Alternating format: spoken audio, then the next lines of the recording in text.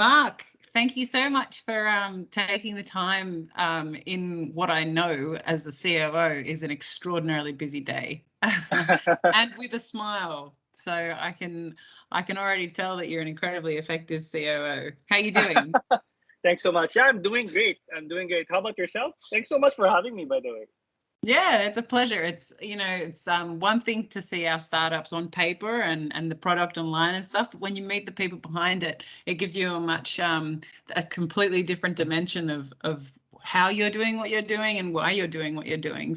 Well, first of all, congratulations on being picked for the Microsoft for Startups Highway to 100 Unicorns.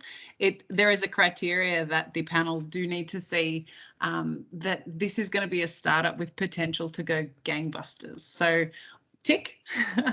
And with that, why don't you tell us a little bit about what Bihasa does and why you do it? Sure. So Bihasa is basically an e-learning consulting startup. In a nutshell, we help our clients transform their face-to-face or classroom training, right, into micro-learning videos that their end users or consumers can basically access anytime or anywhere via the web. And that's basically what we do.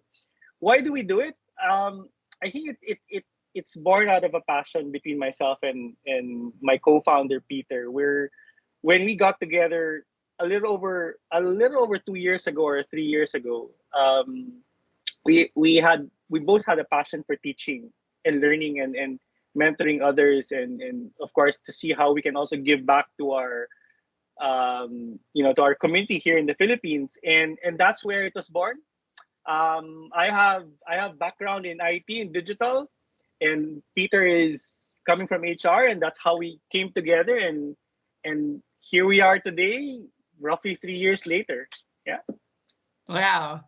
It's such an interesting landscape, teaching and learning, because there are so many ways to do it and so many people trying to do it, and so few ways that actually really land with people and keep people. I mean, in this day and age, it's so virtual, so people are learning how to really underpin that. So since 2019, you've been working on this. I imagine there's a Mhm. plethora of challenges that you've already overcome. What sort of challenges to today are you looking down the barrel of? Yeah, I think the biggest challenge that we're really looking at and putting a magnifying glass on is to answer the question: how do we scale sales? Right. I think given the past 2 or something years, we have finally found a good or the right product market fit. Right. So the challenge for us now is how do we reach out more effectively to our target market, right? And coupled with that is, so being a startup, I think and to be able to sell and have a conversation with our target market, if to have that interest, is how do we further expand and build on our brand? I think a lot of people still don't know us. Definitely even the local market, there's a lot of work that's needed there. So how do we build that brand awareness as top of mind, not just locally, but I think we believe that we can do and provide our services internationally. So that would also be the next question on the horizon. How do we build and reach out to our target audience internationally? Aside from that, I think the other challenge would be, so as we scale on how we deliver, so we've gotten really good feedback from our clients that we can deliver with high quality. We can produce results that meet their expectations and requirements while still being competitive pricing wise. But as we grow and land more clients, a challenge for us is, so we're a very service oriented firm, and being service oriented, that requires a lot of people, processes, and even tools. No, how can we leverage on tools and innovation to be able to scale and even do it faster, cheaper, while not compromising on quality? I would say those would be the two biggest challenges that that I think at night before I go to sleep. Yeah.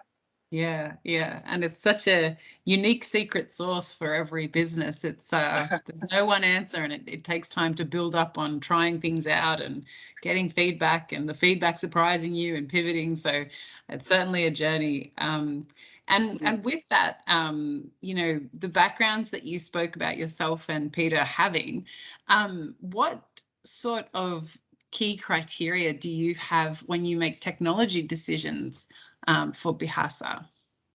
Sure. And I think that and this will be a very general answer in a way, but I think the key criteria would be if if really this technology would really allow us to deliver, as I mentioned, our projects, our services faster, cheaper, allows us to scale, allow us to be more effective and efficient. Um, while of course being able to balance that out with what's the price tied to the acquisition of said technology? Does it make sense? Like if we stack it against all of our costs for delivery on top of the margins that we need to make, in the grand scheme of things, would our pricing still be competitive? Will it still make sense for our target market? I think those are the things that top of mind would be the key criteria when we make technology decisions for our company. Yeah. Got it. So within, during your time in the Highway to 100 Unicorns program, do you have any ambitions or results that you hope to achieve during your time in the program? Yeah, definitely. That's a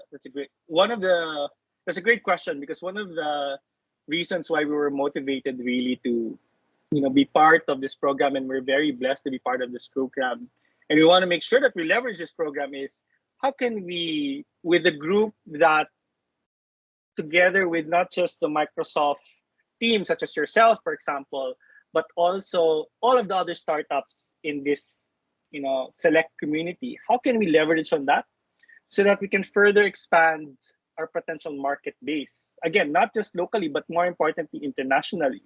I'm sure that we need to make sure, rather, that we leverage and make the most out of being able to interact with the group, to be able to get insight, tips, best practices that will allow us to further develop our own sales strategy, right? Um, Aside of that, of course, I mean, Microsoft is Microsoft, right? It's technology, innovation, and so on. So it would be interesting for us to understand what Microsoft products, tools can actually enable us to become, as I mentioned, become more effective, cheaper, faster, drive innovation, especially, I guess, in the space of e-learning, right? Is there anything that we can leverage that we can say that, hey, we are, because of this is an innovation that we're bringing to the e-learning space? Yeah. Certainly, the startups and the founders that get the most out of their time in program are the ones that know how to really squeeze the cloth. And Right. this is why this program exists. It's so exciting to have so many different startups in here, because every startup needs something else. And so without you guys kind of coming and saying, hey, we're after this, we want to leverage this, it's more of a generic program, but it can be much more tailored. So a great approach. So, what would the impact of this program be to the Philippines and its impact on driving economic growth in terms of you participating in it? Like, if you are able to achieve all the things that you want to achieve in the year that we're together, what do you think that would mean for the Philippines and its economic growth? Well, yeah, so there are a couple of things there. So I think, um, for me personally, I would love to represent the Philippines in any form or fashion. If we can become a successful startup, if we can, very, very grand dream of becoming a unicorn, from the Philippines. I mean, it would mean a great deal for me personally. Of course, on the other side of the coin is, from a Philippines perspective, I think it would be a very proud moment to see that more and more startups can be successful and will come from the Philippines, right? Of course, hand in hand with that, as startups become larger companies, of course, that will then translate to more jobs, I think. Well, for sure, it should translate to more jobs, and that will be a direct impact on the economy. Aside from that, of course, our startup is again e-learning related, right? And if we can, if Bihasa can further enhance and enable learning digitally in the country, wow, that would be huge. I think that would be huge for me personally and for the team. That would be a dream, and I think that's where, as I shared with you, when Peter and I, my co-founder, his name is Peter, got together 3 years ago. The question on our minds was, how can we, have a positive impact on learning and education here in the country? Yeah. I hope that answers your question, Cathy. Oh, absolutely, absolutely, and it's such an important. In fact, it's the backbone of human furthering and learning is so crucial to where we're going next.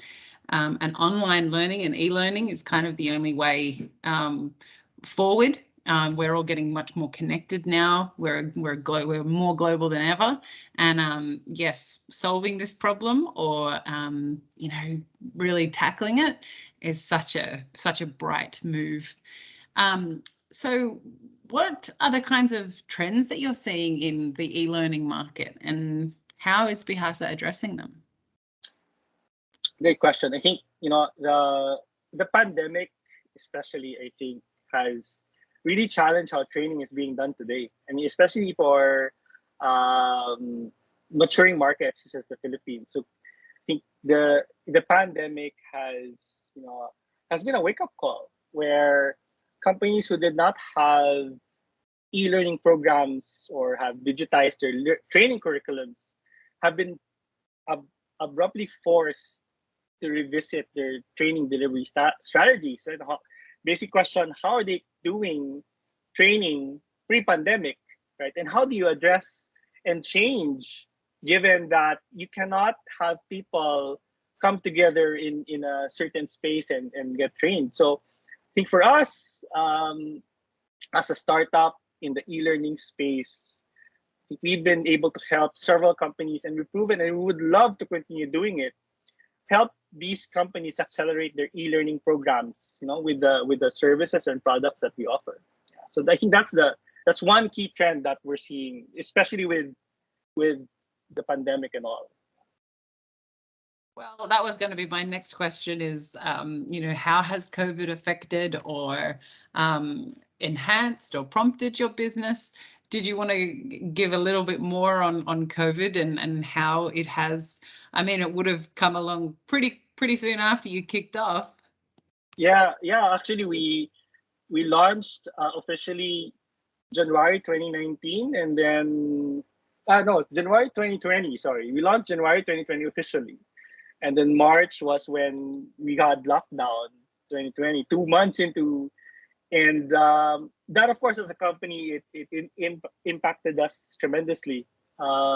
We used to be able to do live shoots at our studio, so we have a studio here, and we'd invite the trainer or the guest speaker in our studio to shoot him or her in a professionally designed environment, right? And we couldn't do that anymore, right? So we had to immediately figure out how can we still service that,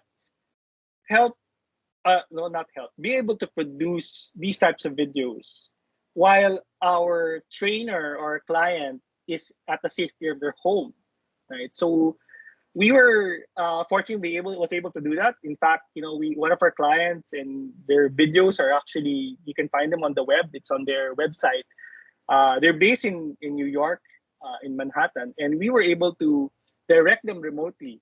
We provided them with some standards. We directed them remotely, and happily, it came out not so bad. And it's a program or a strategy that we've continued to incorporate even till today and moving forward, right?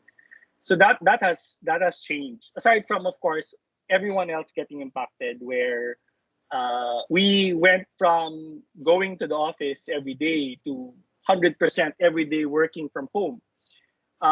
But in reality, that was, well, it was also a blessing in disguise, because it allowed us to tap into talent without requiring someone to be physically near the office. So because of that, we were able to leverage on talent across the Philippines, um, and maybe even become more effective in a way, as we adopted quickly. I would like to think we adopted quickly to what was happening around us. Yeah. So there. I hope that answers your questions, Cathy. I said definitely. There was only one option to adopt, and that is quickly. I think. So true. So true. Yeah, Yeah. but also, you know, I think a lot of people would have realized in that same moment that they needed online training more than ever. And I Sure. guess your teaching background would have meant that when you were trying to talk your instructors through how you were going to do it now, that would have been a cinch for you and Peter to update this new training format. Um, I'm going to finish with one question. It's a personal one from me. I am Sure. desperately looking for another word for webinar. Um, Over the sort of last 3 years, I feel like there's just been a glut. And every time I go to run one myself, I think, oh, people are just going to tune out as soon as they see that word. And I wonder if, from your very authoritative position on e-learning, is there anything else, or are we in for a lifetime of the word webinar? I just haven't come across an alternative. Well, there have been a lot of, like, so we've been part of several online events, and it's like, one particular partner, actually client that we now work with, their name is Kiko Chat. um, their platform aims to mimic the experience of being at a huge conference. Imagine, like, you're in a hotel. You usually, before, you would go to a hotel. It's a 3-day event. You sign up. You talk to people here, left and right. There are groups of people. You just Some magic walk. happening everywhere. Yeah, yeah. You just talk to them, right? And then there's a large plenary room, and then you go to several breakout rooms. So, we've been able to partner with them to do actual live conferences like that in the past 2 years. So, I think, yeah, there have been several adoptions to it. I've seen other tools also that mimics like a virtual round table of sorts, and people can just hop around virtually. Um, so yeah, I think the pandemic, of course, sad as it may it happened, it is what it is. But I think the human spirit, and what I've seen, and what I love about how people, despite the challenges, have continuously been able to innovate. And I won't be surprised, Cathy, that there's going to be a new term that's going to be coined. It's not going to be webinar. I'm not so good at coming up with names, but I'm pretty sure that there will be. Well, We're yeah, I'm yeah. waiting for it. I think that will be quite a moment in this whole thing, like the moment that webinar was is superseded. So but you're right. I've seen a lot of very creative solutions coming out of things that make you feel in the room, and sometimes Mm, that are even better than the real thing, because of how much thought people have put in to making sure that everybody is still getting those human experiences that are very, very difficult to replicate online. But we're true. getting So there. true. And I reckon that Yeah. you're probably on riding that wave as well. So here's to, this stage of becoming a unicorn. We are delighted to have you in the program. Thanks so Thanks much. so Thanks much so much. for taking time to speak to me today, and tell us all about Bihasa, and where it's going, where it's come from. We are thrilled. Same here. We're very thrilled, and it was a pleasure having this conversation with you, Cathy. And yeah, so looking forward to what happens in the coming months, and Which we leveraging have the most no out of this idea. experience. If there's one thing that the last 2 years have taught us, it's that the universe has zero regard for our plans. So, That is so true. whatever That it is true. brings, we'll just bring our We'll tackle it. creativity and Yeah. ambition to it. Yeah. So Okay. true. Thanks so much, Marc. Thanks so much. Take care. Bye. Bye.